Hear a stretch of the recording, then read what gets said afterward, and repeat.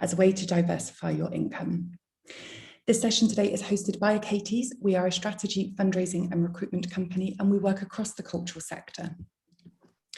Social investment funding is a topic we haven't explored with you before, and today we'll be looking at this type of investment in the round with panellists who join us from both funders and recipient perspectives. Now, as you'll be aware, across the cultural sector, organisations are currently navigating increasingly competitive and challenging funding landscapes. And today we wanted to think about the opportunities that social investment funding could offer and whether it might be a suitable income strand to consider. From the start, we should be clear and say that social impact investment is a form of lending and Achates is not a financial advisor. This form of investment will of course need to be fully risk assessed, contingency would need to be in place, and organisations will need full buy-in from your board to proceed. What we do want to do today is look at what social investment funding is, its history and context within the cultural sector, from both capital projects to its suitability and relevance to other types of projects, and we'll look at some of the technicalities and terminology used, whilst delving into some of the case studies where social investment has enabled cultural organisations to thrive. Overall, this session will explore what makes development different to simply fundraising, and we'll start to think about how cultural organisations might take a longer term view to raising income by bringing together your wider organisation, from development to finance to your board and other teams as well. So thank you to everyone for joining us today. I know we have a range of different types of cultural organisations with us, whilst we're also welcoming some colleagues in Italy who join us from the Opera Co-Pro conference. Thank you so much for being with us. Fiona English, our Director of Strategy, will be leading today's session, and our tech and chat will be ably managed by Victoria Hibbs, our General Manager. So please do say hello and send your questions in. So today we will be welcoming three esteemed panellists. Firstly, Linda Wickstrom, who is Investment Manager at Big Issue Invest.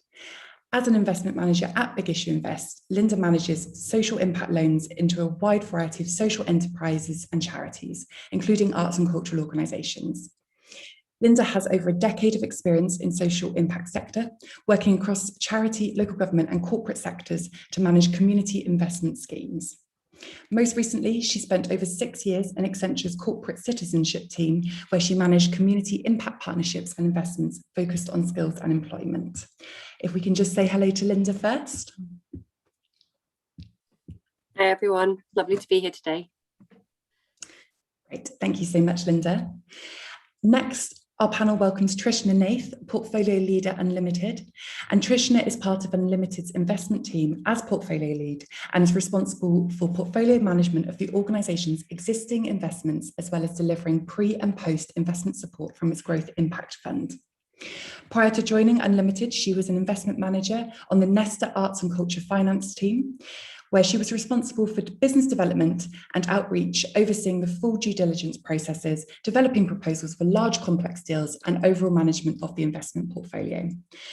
Trishna holds a Master of Science in Charity Management and Global Development from Milano School of Policy Management and Environment and a Bachelor of Arts in Economics from New York University. So hello, Trishna. Hi, everybody. Thank you so much for having me here today. Perfect, thank you, Trishna. And finally, we will be welcoming Caroline Jones, who is Museum Director and CEO at the Story Museum. Caroline has worked in fundraising and development within the cultural sector for 25 years, including leadership roles at the Young Vic Theatre and at Royal Shakespeare Company, during capital development projects, major capital development projects, I should say, along with consultancy roles with Bristol Old Vic, Northern Stage and 1418 Now during periods of accelerated change. She's been involved with the Story Museum since 2013 and Director and CEO since 2018.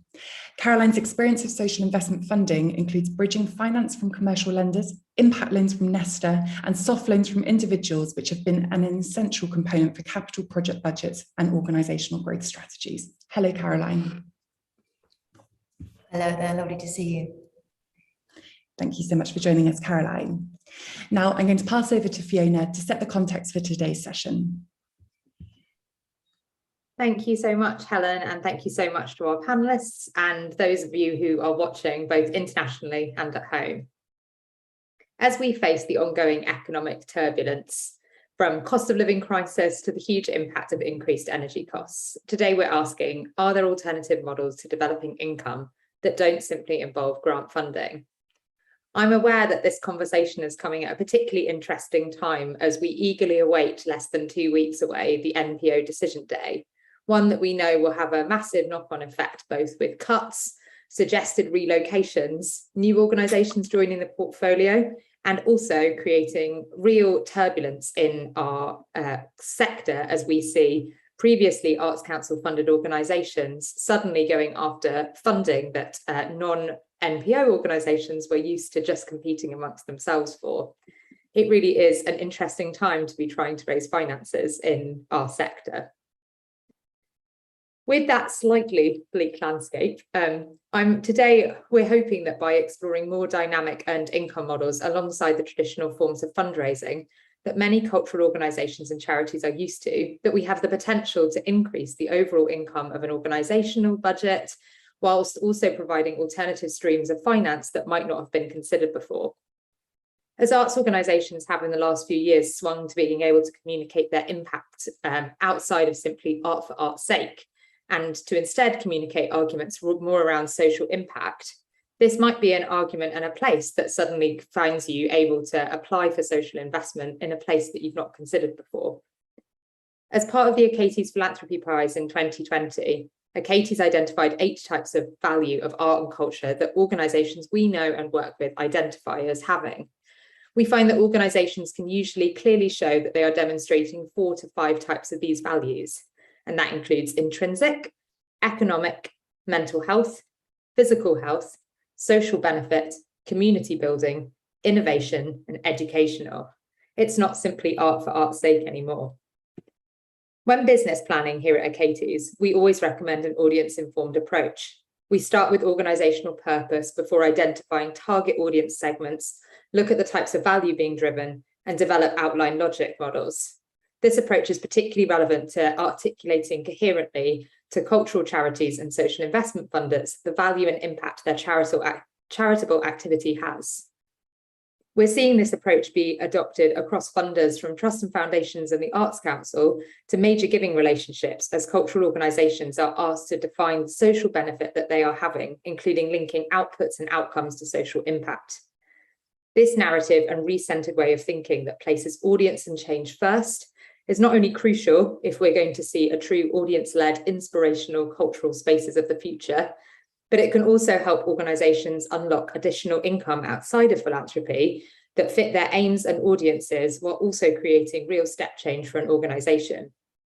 Today, as I mentioned, we're focusing on how social investment might provide new opportunities for growth and change for organisations that are social impact focused.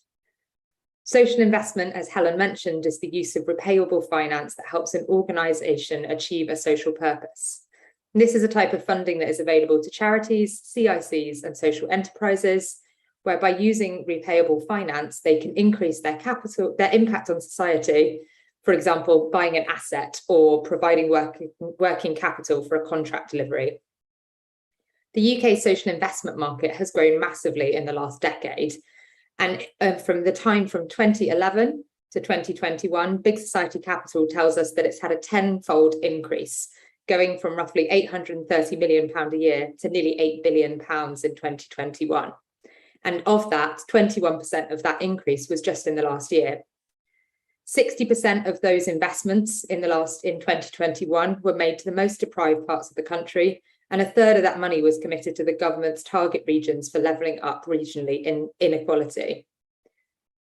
Ultimately, social investment is based on 2 key principles: social return. The investment helps in some way to generate social impact, positive outcomes for people, communities, the environment, and financial return. The organisation receiving the investment, say a loan, will be able to generate sufficient income from its activities, goods, or services to cover that cost and repay the funding over time.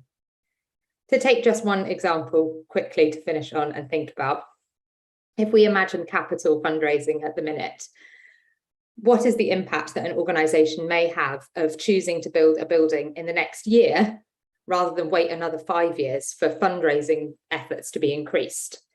Is there a chance that your overall budget might be greatly reduced by looking at a combined approach of both social investment and philanthropy, rather than simply waiting to build up a philanthropy base that you might not have, or that might cost you as much to raise as it does to deliver?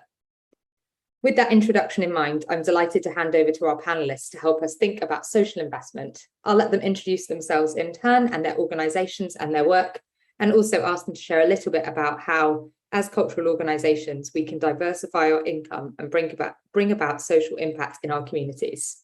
So Linda, if I could come to you first, that would be wonderful.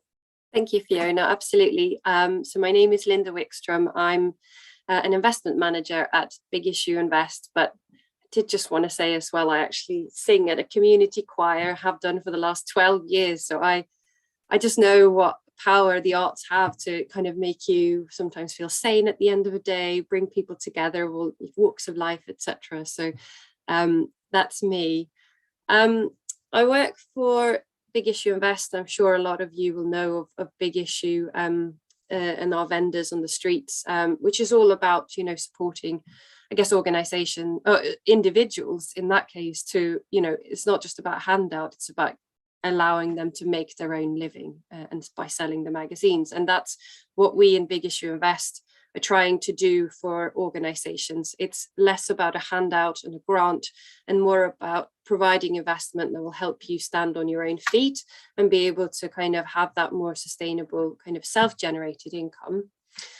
So we help organizations across all sorts of social impact areas, and arts and culture is one of those. But it's all about kind of alleviating poverty, bringing about social social cohesion, and but also supporting diversity and all sorts of different impact areas. So it's a really wide variety of things, which is why I love this job so much. I get to see so much. And as a social investor, we look for a blended return of financial return, but also social, most importantly, the social and sometimes environmental return on investment. What I thought I'd do today is to kind of kick us off, I guess, is to provide a little bit of a sort of what is social investment sort of 101, to just give you a bit of a flavor of what it all is and sort of why you might want to take it on board. So social investment, first of all, it's repayable. So it's not a grant. It is, as I think some of they mentioned already, it is not something that's free money. It's something you have to pay back, and usually with interest. Interest rates will vary across lenders, and some of them will have fixed rates, which is the case for in Big Issue Invest. All of our funds are currently fixed, which matters because some of them, for some funds, is also floating charges, which follows the base rate, which at the moment can be quite a challenge for some. So one thing to bear in mind. But that means that your organization will have to generate a profit to be able to kind of manage those repayments. And the organizations that we work with, they have a huge variety of income streams. A lot of them are still very reliant on grants, and that's how it is. And a lot of organizations will never be able to go to 100% kind of trading model, and that's fine. But some of them are getting, income from contracts with government organizations or educational institutions, so that's pretty common. Some of them trade directly with service users, so they might be providing access to mental health support that individuals themselves pay for, or they might be selling access to an online service, or it's all sorts of things. Sometimes they also trade goods and services, like a charity shop, for example, but trading goods that they then use the proceeds from to put into the social impact work that they do. And I can imagine in terms of an arts and culture organization, it could be, for example, common to sell tickets to shows and then put that back into more sort of perhaps outreach activities that you do. So social investment is what we call patient and flexible and bespoke a lot of the time, and that's that's the sort of what makes us unique in comparison to, say, a loan from a high street bank. We don't, every time we get a loan request, we look at each request very bespokely. There are no sort of exact do's or don'ts. It really is always down to the individual applicant, and that's, I think, the real strength of social investment. We will, if we think it works, we will work with you to make it work, and an investment manager will kind of dive in quite into depth with you in a due diligence process to kind of find out more about you and get to know you quite well. It's usually quite flexible at Big Issue Invest. Repayments, we can look at the term, how long you need to kind of repay over, depending on what's affordable to you on a monthly basis, whether you want to do it as a monthly repayment. Some funds are able to offer quarterly repayments, and sometimes you can do it as a lump sum. For example, if you're looking to get you're waiting for a big sum of money, for example, from a grant, and sometimes we do that kind of bridging finance where you're waiting for money to come in but need that working capital in the meanwhile. There's all sorts of different types of lending. There's straightforward loans, which are pretty much like your average loan, but with those kind of added benefits that I just mentioned.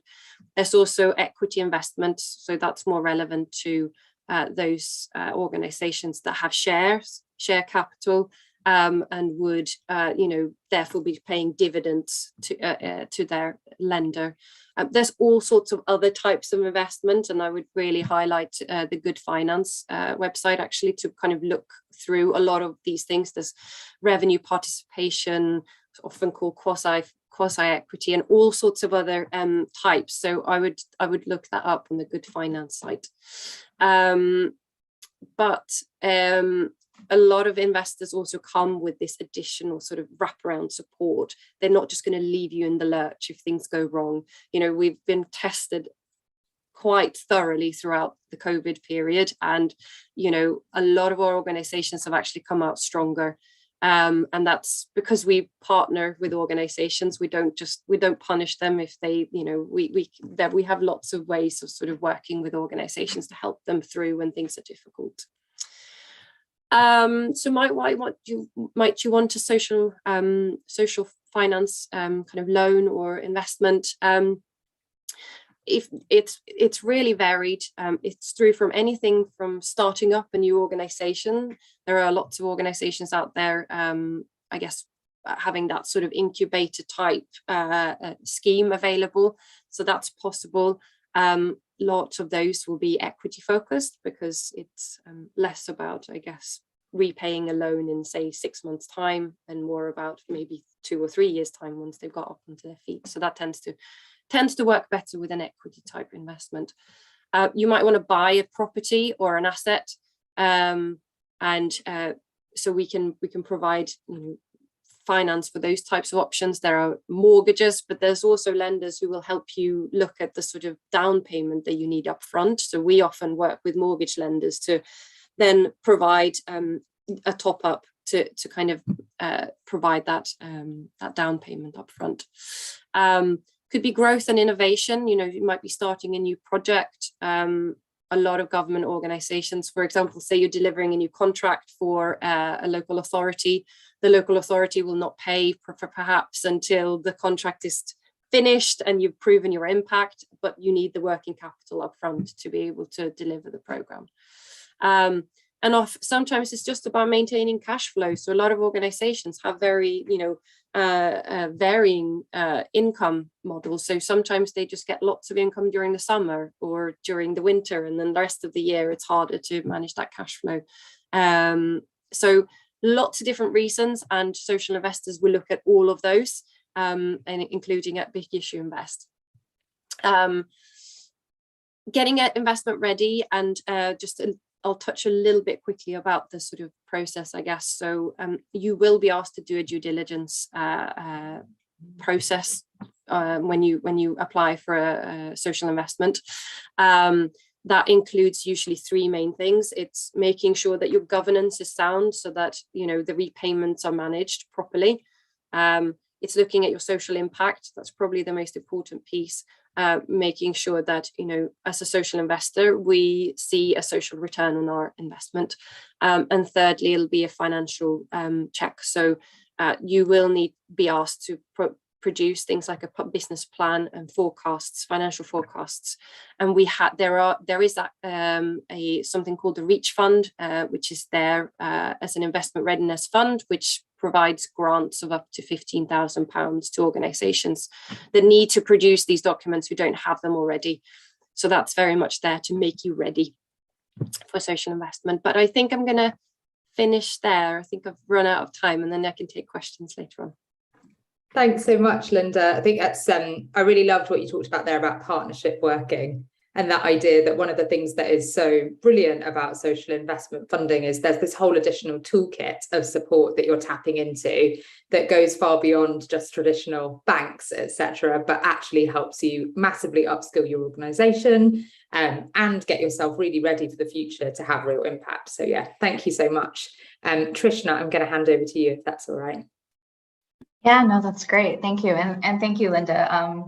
Linda, obviously coming from Big Issue Invest myself, I currently sit at Unlimited, but I actually spent 4 years prior to coming to Unlimited at Nesta on the Arts and Culture Finance team. So this used to be very much my bread and butter, the thing I used to think about a lot, probably more than I should have actually outside of work, you know, specifically working with arts and culture organizations and helping them to really leverage the different financial resources. So thinking about social investment as one tool in your toolbox for resourcing and investing in your business that is appropriate for parts of your business and sometimes inappropriate for other parts of your business. So I think it's really important to think about effectively the pros and cons as you're sort of making some decisions or thinking about the considerations that you might think about before kind of pursuing social investment. One of the kind of areas that I'm going to talk about a little bit is one specific fund that we have open at Unlimited, but I actually think it's a lot of the terms and the parameters around that particular fund really open up a really interesting dialogue about how arts and culture organizations are really well positioned to contribute towards positive outcomes in areas completely outside of the arts and culture sector. So I'm very quickly going to talk about the Growth Impact Fund, which is the fund that I work on. So as Helen and Fiona kind of referenced, I'm the portfolio lead at Unlimited. And what that means is I am responsible for portfolio management of our investees. So that includes post-investment support. So what Linda was referencing, the sort of wraparound support, how we make sure that once investment goes into a social enterprise or a charity or any type of organization, what happens after you've received the investment and what sort of support can we provide, both kind of not mainly around the non-financial support around financial management, around scenario planning, around impact management, to help you as an organization and as a management team really thrive and really make the best use out of that investment. And so that's really what I do on a day-to-day basis here on Unlimited. What I also do is I work on a pre-investment support fund that is meant to act as a kind of direct pipeline or funnel into longer-term investment with Unlimited. And so that investment pot of funding we have available is to work with earlier stage organizations. So may or may not be appropriate for folks here on the phone call, but thinking about earlier stage organizations who want to take on social investment, but have really specific, discrete, hopefully very short-term needs that will just help them to unlock that next step in pursuing social investment.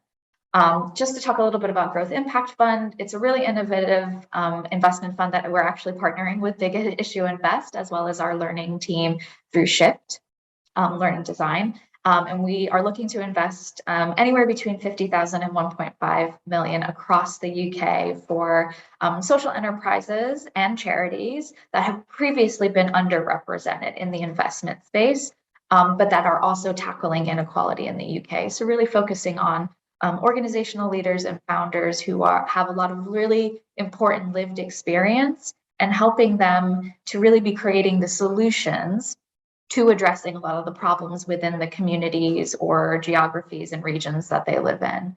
So if you want to learn more about Growth Impact Fund, I'm happy to send more information about that.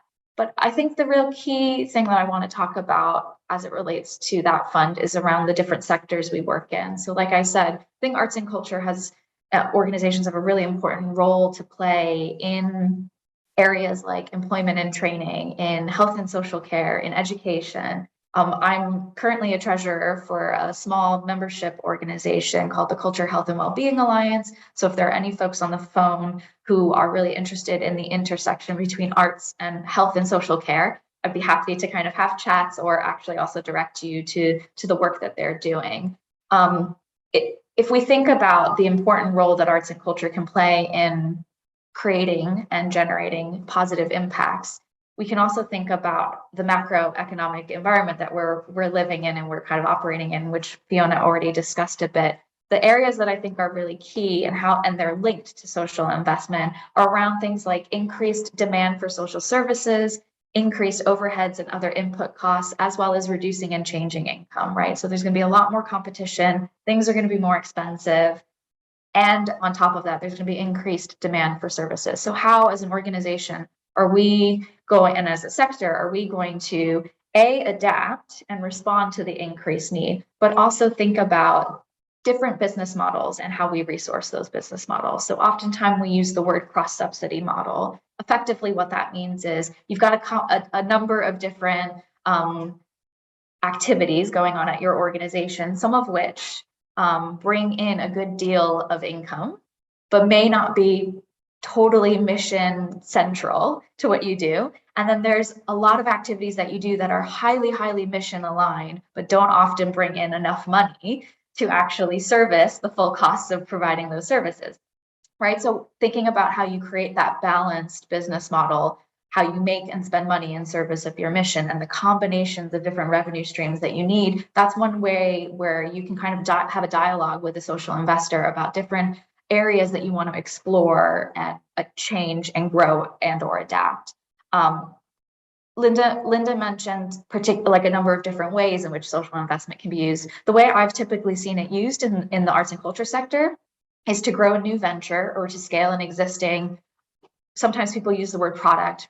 I think for, service, program, intervention, you can use lots of different words, but basically to grow something new in response to the needs that you're seeing in your communities or in the groups of individuals that kind of interact with your business and your organization, or to scale something that actually has good evidence of being positive and has quite a high maybe demand for that service. So that's one area that you can explore. And then the other area is actually what has traditionally been the use of social investment, particularly in the arts and culture space, which is to buy or renew an asset.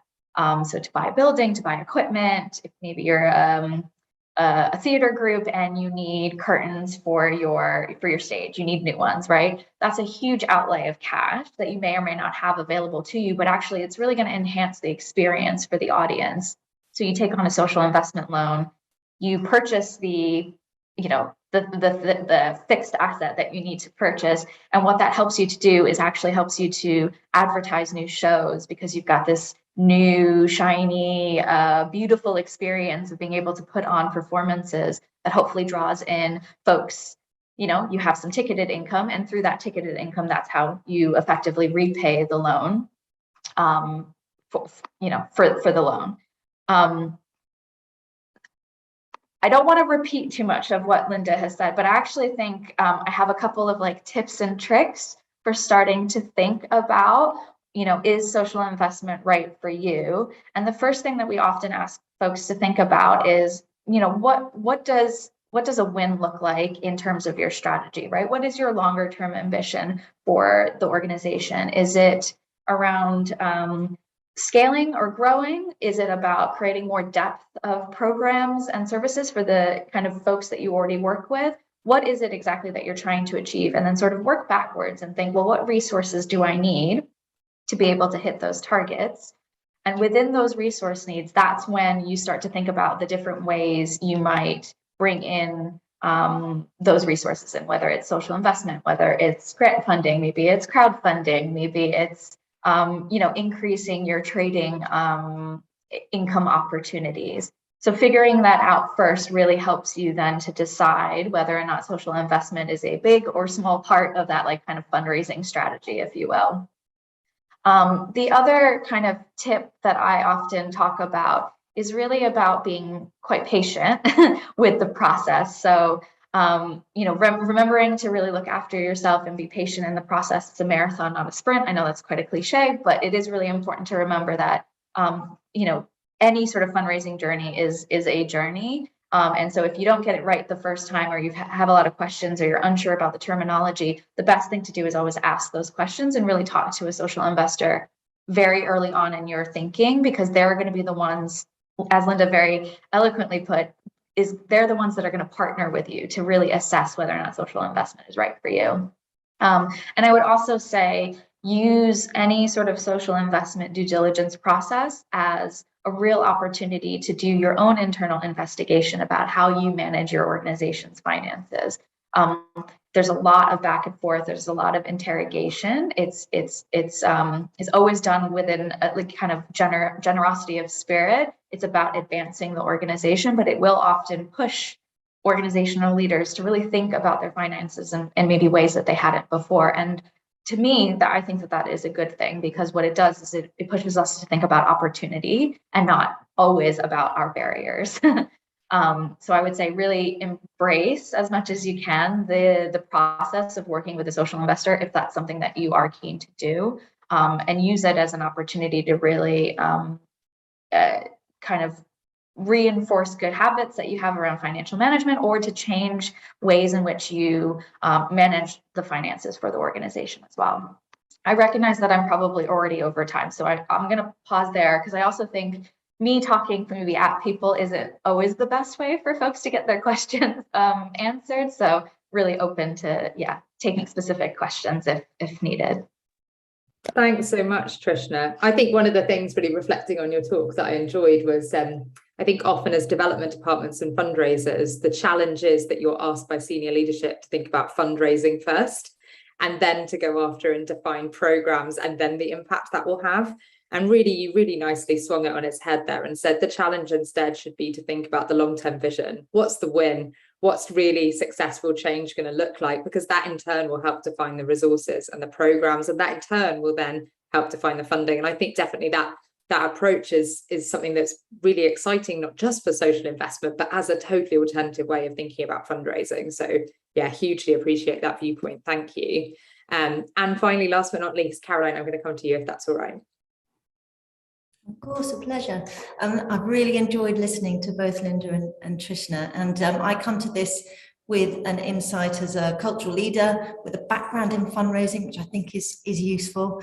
And I just wanted to sketch out for you 2 or 3 examples of where social investment, and I'm taking a broad lens on what looks like social investment and how, as a cultural organisation, you can make that fit your mixed income model. So I'm just going to touch on a couple of examples of where it's really suited organisations that I've worked with over the last number of years. So as the introduction said, I'm Caroline Jones. I'm currently director and CEO of the Story Museum in Oxford. I've got 25 years. It's always terrifying when you add that up. 25 years of development and fundraising roles in the cultural sector in the UK. So predominantly performing arts, but also heritage. And now the most unusual kind of museum, the Story Museum, if you don't know it, is a very unusual place. Our mission is around enriching lives through stories, and we do that by creating incredible immersive exhibitions, imaginative events programs, and a really deep-rooted and stretching community creative program. And our home here in Oxford is very unusual. I'm sitting in a room with some tapestries behind me, which each relate to some traditional oral stories from different parts of the world, co-created with some local school children, which is an example of how stories can enrich lives, right? So So it's already been said, but for sake of clarity, social investment is the use of repayable finance to help an organization achieve a social purpose. So critically, it's repayable, it's not a grant or a gift. So this means it's going to cost money over time, and that means that it should not be undertaken without a real clear visibility of how you are able to pay that back. So the Story Museum is an organization, whereas we're a social enterprise, we're a completely new kind of organization and museum. Therefore, enterprise and a certain tolerance of risk is sort of in our bones. And I think that's not irrelevant when you're considering the broadest mix of income that you have and whether social investment funding might be right for you. Certainly at the museum, it was a sort of a warm and conducive context, I think, both in terms of the governance of the organisation, the kind of people that work here, the sorts of measured risks we're taking all the time. When you're making up something from scratch, you have to persuade people to come with you and take faith, and a lot of fundraising, as we all know, is exactly that, and it's not that much different for social investment, I would say. So in my experience, social investment really, crucially, it can buy time and it can buy space. And those two things are most especially helpful if you're in the middle of some sort of revolution within your organization. So capital campaigns is one such example, but equally a period of accelerated growth might be another. And thirdly, it can also oil the wheels when the wheels have stopped turning or have hit the buffers. And let's face it, the last couple of years has been one big, massive, hard buffer for those of us running cultural organizations and social impact programs. So, three particular experiences to draw from. I'm saying social investment, and as philanthropists and fundraisers, we all know that however the money ends up coming to us, it starts with a relationship, and I suppose that's the lens through which I look at social investment. I've been part of a project that used bridging finance from an ethical bank. They exist, and I think that's a form of social investment. I've arranged favourable loans, sometimes called soft loans, with a major donor, and if that is who is in your mix, then you need to consider that as an option. And then finally, strictly social investment finance in the way it's just been described, and that was from Nesta. So in each case, those three examples of funding have allowed the organisation to get from A to B. So there has been a very clearly mapped out journey, which is then very closely followed and monitored en route. It has allowed the organisation to make that kind of change with a modicum, but maybe less financial risk than that associated with straightforward commercial gearing.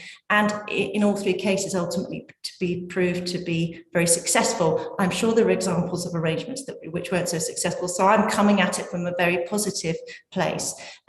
So in brief then, whilst the development director at Young Vic in London, we secured bridging finance from an ethical bank as part of our funding package. So, you know, it won't be new news to you guys that in a major capital campaign, you'll quite often find a multiple year pledge fulfillment period. So what you're inviting people to do is give you more money than maybe they intended to, hopefully, over a long period of time than maybe you intended them to, maybe. And so what that creates is a slight pinch point around the availability of cash.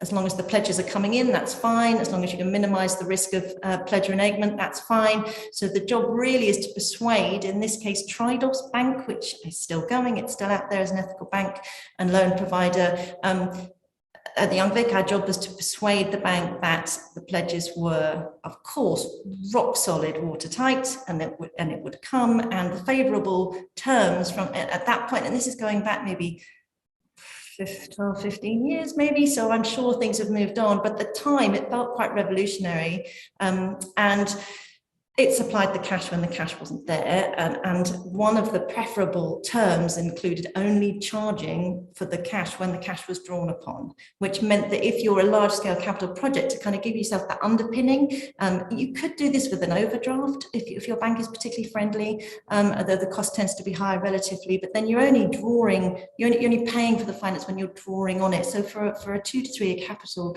project, that's quite a useful facility to have in place. Similarly to other kind of loan arrangements, they may require security. For those of us in receipt of capital funds from either the Arts Council or the NHLF, they likely have a charge on your building, and that gets complicated, but it's not insurmountable. You'll need to borrow the cost of borrowing into you need to build the cost of borrowing into your budget. So all of these things are common. If you're in a period of capital redevelopment, you get very good at understanding the various machinations of finance. But in my experience, that was a really helpful scenario for that particular project. So similar to that kind of bridging finance is what we've ended up doing here at the Story Museum. So two different types of social investment. One is the soft loan that I mentioned. So in this instance, the loaner was someone very close to the organisation who had already donated. So he was therefore already invested. He was already closely aligned with our values. And so when we hit a financial pinch point, which is to do with reaching that required 80% of project funds before you greenlight the capital works. This is fairly familiar to anybody who's done a building project in the arts. It's also quite an easily engineered moment, just in case that's ever useful to anyone. You create that real potent mix of urgency and importance. And so this donor very fortunately agreed to loan the organisation £250,000. So that enabled us to get from where we were to that critical 80% point, interest-free and repayable only when the organisation was able to generate a sufficient surplus. Importantly, despite this person being someone we knew very, very well, and was very warmly inclined and sort of prone to maybe going, oh, don't worry about it, we've entirely formalised the whole thing properly and legally. And that was largely for his protection, actually, and has subsequently, I think, made him feel better about it. And so that was useful. We also treated him entirely like a social investment funder, or indeed any other kind of grant funder, with proper payment schedules, and if there's any moderation to that, that's all agreed within the legal framework. Lots of report monitoring on the outcomes that he's agreed with us. So it's not quite a social investment, certainly not a bank, but it is a relationship that requires that sort of stewardship and fulfillment, which is critical. So clearly that's one very particular example, because it was one individual, one organisation, a very particular set of circumstances. But I think if you are an organisation engaged in major gift fundraising, then that is something that very much might be available to you, particularly if your major donor is particularly financially minded. It's something that it's a fairly open conversation to have with any of them. And of course, there's always the possibility they'll ultimately forgive the loan, and then it becomes a major gift, and that's a win for everybody. The second form of social investment at the Story Museum is the most obviously fits the mode here. We were fortunate to secure £400,000 from the Arts Impact Fund, although I don't think I counted Trishna during that time, but that has proven to be, and not just because Trishna's on the panel, but that has proven to be a brilliantly supportive and positive experience, I think, on both sides. So we approached Nesta at the point where we were putting together the Jenga tower of the capital project that we were then delivering in terms of that funding package. And it was essentially to cover the earnings gap. So the Nesta loan, I should probably have said the museum's financial model is about 50-50 earned to fundraise. And in fact, in our new redeveloped home, we're stretching for 70-30 earned to fundraise. So really reducing that financial contribution gap and increasing our resilience. However, while we were building it, we couldn't earn anything. And then as it happened, we were then forcibly closed for about another year, so we still couldn't earn anything. So, so the Nesta loan was really underpinning our own cash flow. And I suppose because we're an organisation that is earning, we are an earning organisation as much as we are a fundraising organisation. That was something that we modelled very clearly over a number of years. At what point would we be generating sufficient earnings to meet surplus to then make the repayment? It didn't turn out to look anything like the way we imagined it would in 2018 because, COVID. But I would say one of the great advantages, and it's how Linda has referred to a partnership, it really was. So at the point where we hit our buffer, which was COVID and being unable to open and to earn, Nesta were incredibly not only understanding and patient, but very proactive in suggesting ways in which we could manage the risk and take the repayment holiday, which was one of those favourable things that they allow. And ultimately then when we did get open and did start earning again, I was really keen that we accelerated the repayment and hit more or less the original deadline for complete repayment, because that minimised the cost. And so we were able to do that brilliantly, and Nesta went with us entirely on that journey. So just in terms of the social impact monitoring and outcomes from Nesta, they were beautifully aligned. And I think I would say one other little tip and trick, if that's the thing, is just to not reinvent yourself for the purpose of your social impact monitoring. Use the existing frameworks you have, use the output reports that you have for other funders, because it's all it just streamlining it makes it simpler. So in summary, I suppose the things that were common to all three of those arrangements, although they were each different, the relationships, as I said, the relationships underpinning it, whether that's individual decision makers or case makers on both sides, it's not unlike a major gift or major sponsorship relationship. But for that reason, those relationships have always sat within the development team, because that's what we do. We do relationships beautifully well. And so I either entirely holding on to it or running alongside finance in terms of those relationships. An absolute alignment around purpose, obviously, but that's what we do. That's how fundraising works. I think the process of securing the finance for each organization was a first time, and therefore the learning curve was fairly steep. If you're an MPO, if you're a lottery funded project, if you're used to dealing with sources of money, you're already pretty adept at aligning your governance, your financial and strategic planning cycles, the case that you're making to various different funders. So it wasn't all new, but it did require a sort of orchestration of all of that. But in a useful way. And I guess it takes a leap of faith, and that maybe, again, is very familiar to us as fundraisers and as organizations endlessly seeking funding. You have to take people on this journey with you. And again, that's our bread and butter, right? So I don't think that'll pose a problem for anybody. And that's me done. And I've probably gone over time too, sorry. Thank you so much, Caroline. I love throughout all of that, you helping bring it back to why this relationship should sit within a development department as well. And so that view that not only are development people naturally great storytellers, but also that overview that they have of being able to describe impact, talk well about finances, but also maintain relationships is something that is definitely crucial to having a really positive partnership. So yeah, really appreciate that. Thank you so much. So I'm going to move on to a time of questions. We don't have much time left, but hopefully you all agree, as I do, that was so rich. I wouldn't have wanted to cut it short anyway. And one of the ones I'm particularly keen to ask is, we've talked quite a bit about the positives and the possibilities of social investment.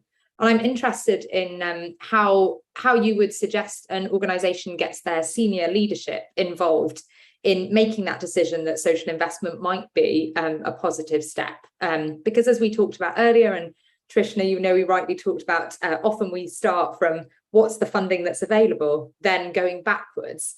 How can we instead, as organisations, help our senior leadership to think about this in a different approach? Trishna, can I maybe start with you on that? Yeah, no, it's a fantastic question. And the advice that I always give is actually start with the board, which may or may not be appropriate depending on where you sit in the organization. But I actually think the board has a huge role, not just from a compliance perspective, because they are eventually the ones that have to sign off on whether or not you take that loan if you do decide to move forward with social investment.